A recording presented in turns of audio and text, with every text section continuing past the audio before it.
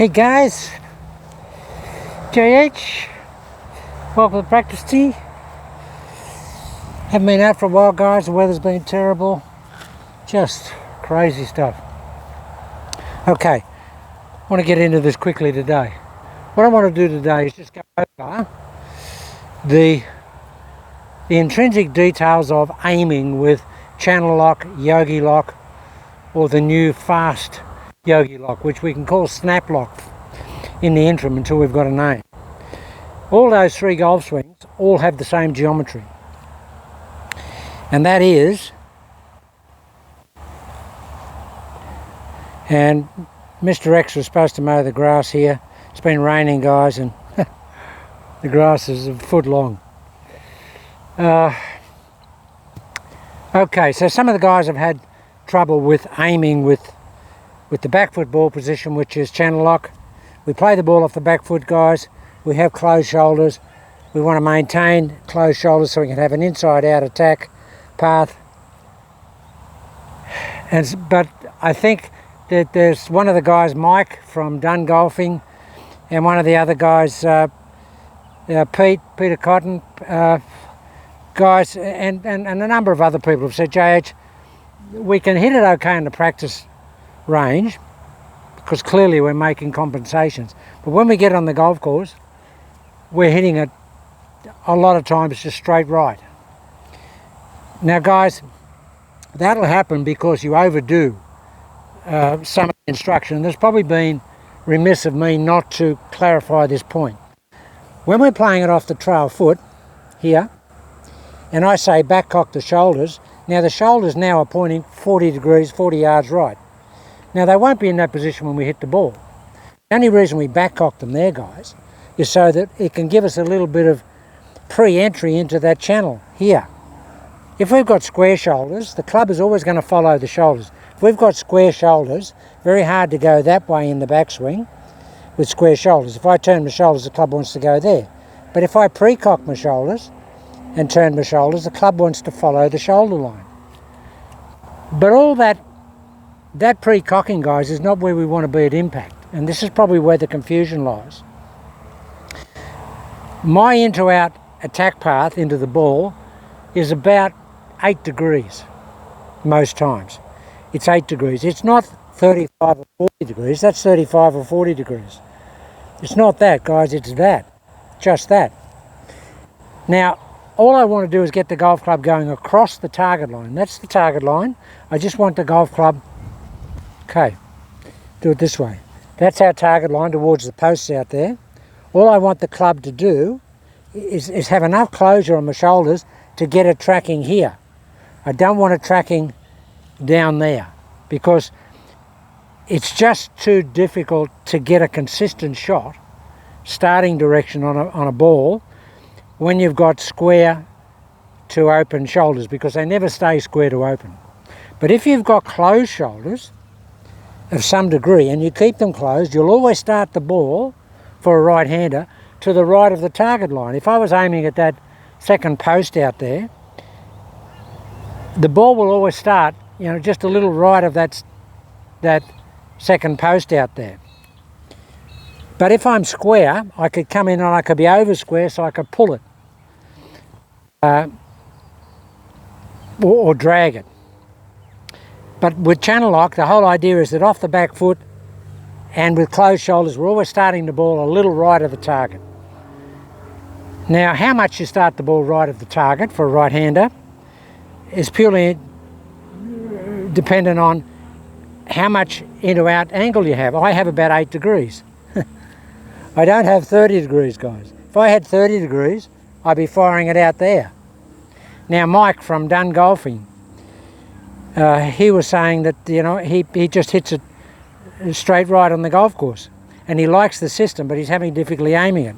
Now, I would say to you, Mike, and maybe some of the other guys, and Peter, that guys, you're just overdoing what I've said.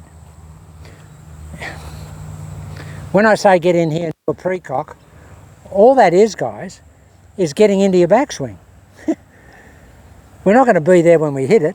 We couldn't be there when we hit it. We just hit it over there. I would hit it over there. But we just want to be in our backswing as we would be. Like, that's just my shoulder position at the top of the swing, guys. If we go from, in any golf swing, we turn the club, that's where we are, in the backswing. So I just want us to get into the backswing so we can get into the channel. And the channel is here, guys. The channel's not there. Now, it's not as profound as I demonstrate. It's not in there. All it has to be is inside to out. And I say, mine is about 8 or 9 degrees. And because I have 3 or 4 degrees closure on the club face at address, when I'm striking the ball into out, that closure on the club face picks up the draw spin on the ball and brings it back to the target. Now, if I didn't have any shutdown on the club face, the ball, the club face would be square and I'd be into out with a square club face, so the ball would go out there, it would go on the path of the club. So I pick up that draw spin by having the club face shut down. We're hitting into out, cross the line with the club face closed, which gives us a draw spin. Now, this golf swing doesn't promote cut spin, guys, because we're never in a position where our shoulders are open, ever. So if you're you like cut spin, this swing's not for you. I don't like cut spin anyway. It's a very inefficient action to put on a golf ball. So this golf swing, if it has a inadequacy, it's that you can't hit cut spin shots with it. All you can do is hit, like push away fades.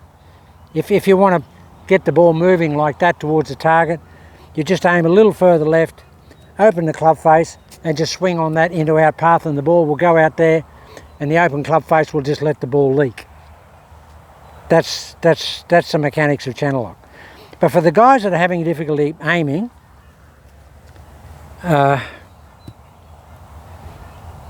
it's what I would term overdoing things. So guys, when I say come in here and back cock, the back cock's only to get us going in the backswing. Here. We don't stay like that and try and hit it. You couldn't hit the ball anyway. You wouldn't get to the ball. We've got to be sort of opening the shoulders a little bit to let that trail arm get forward so we can get to the golf ball. If we keep those shoulders really closed and get back here, the right pivot or fulcrum point for the right arm is too far back and you can't get to the golf ball. So for the guys that have had difficulty in aiming it, just cut down the amount of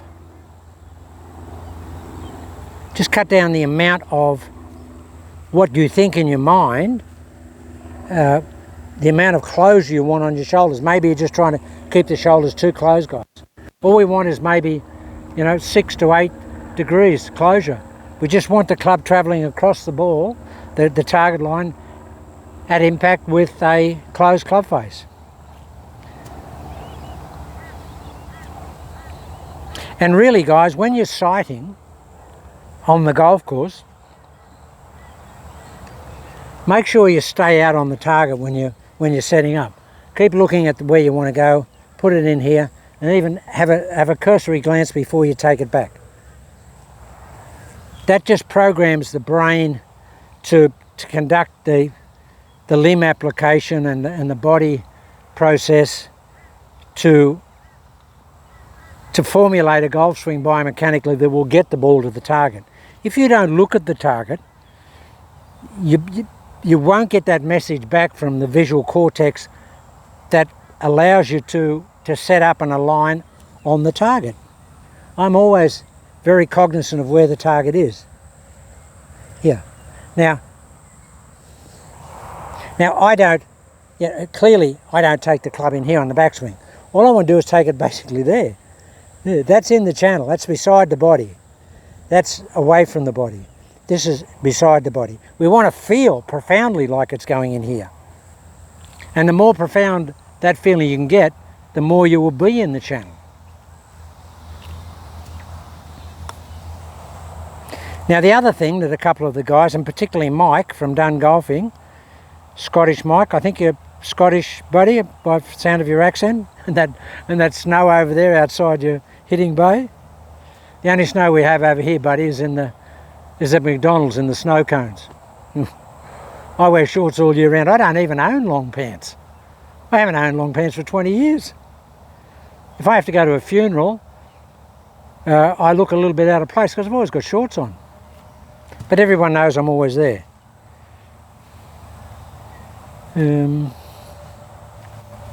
Okay, now the other thing, and Mike brought this up, Mike was having difficulty with getting his brain around the ball position, how it doesn't move in the golf swing. Some of the things he was doing, some of the things you were doing, Mike, in the golf swing, when you set up here, you were saying, JH, when I turn my shoulders, the ball has changed its position. It hasn't gone anywhere, because there's our reference point, there's my other reference point, which is the golf club, and they haven't changed. They haven't gone anywhere. And the other thing is, when I get in here and I take my foot back, it looks like the ball's gone forward. It hasn't gone anywhere. If I bring the foot back up, it just goes there.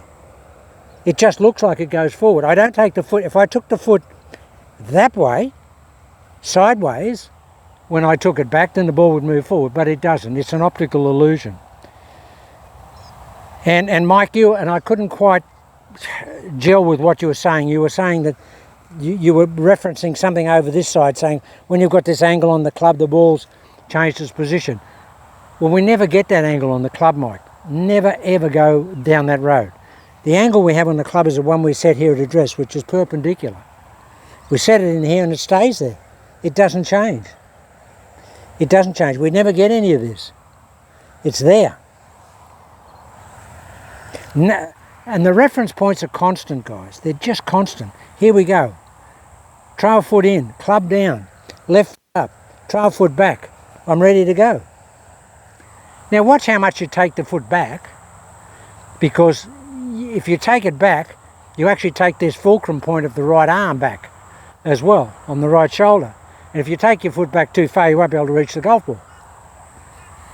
And I'll show you that.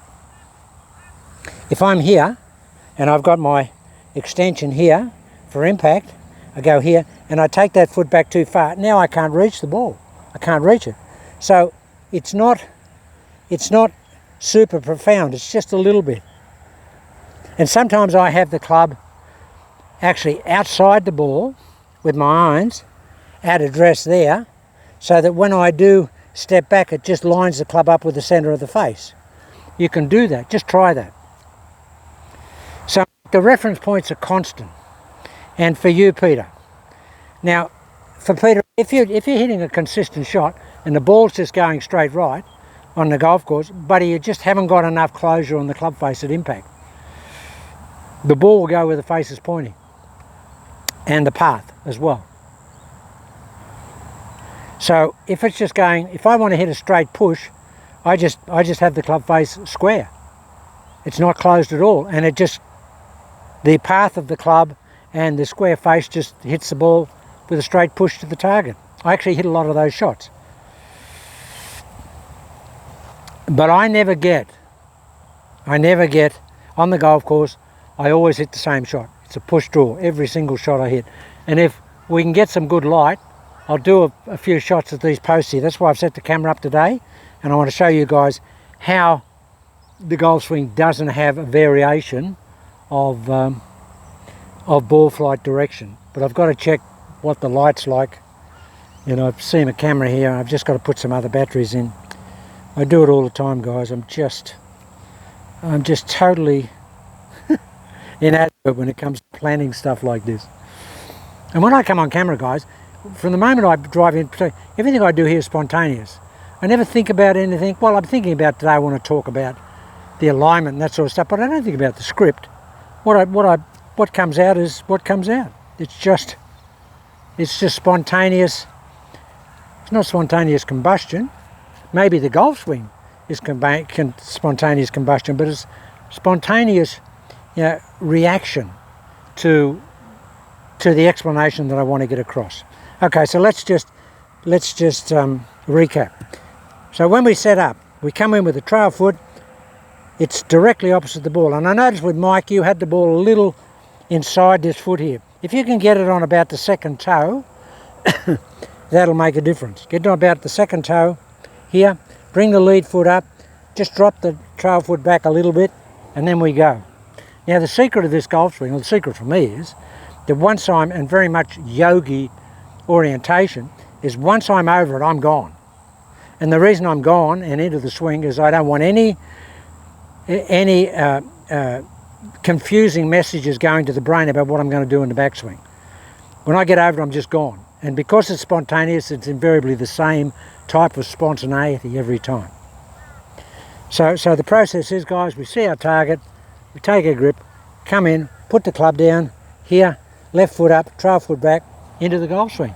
It's all one flowing motion.